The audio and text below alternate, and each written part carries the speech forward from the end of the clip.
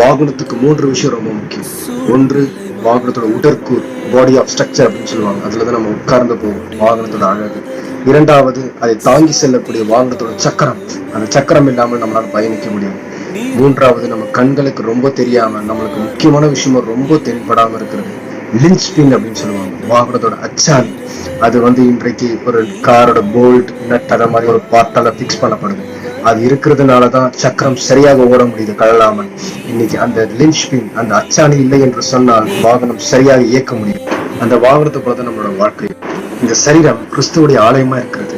இந்த இருதயம், மூளை இதெல்லாம் இயங்குறது தேவனுடைய கிருபையா இருக்கலாம். ஆனா அச்சாணி என்று சொல்லப்படும் ஆவியானவர் நம்மளோட வாழ்க்கையில இல்லை என்று சொன்னால் நம் வாழ்க்கை பரிசுத்தமாதான் செயல்படுதா, சீராதான் போகுதா என்று நமக்குள்ள ஒரு கேள்வி இருக்கு. வேதாகமம் இப்படியே சொல்லுகிறது, ரோமர் 8:14, மேலும் எவர்கள் தேவனுடைய ஆவியால் நடத்தப்படுகிறார்களோ அவர்கள் தேவனுடைய புத்திரராய் இருக்கிறார்கள் என்று.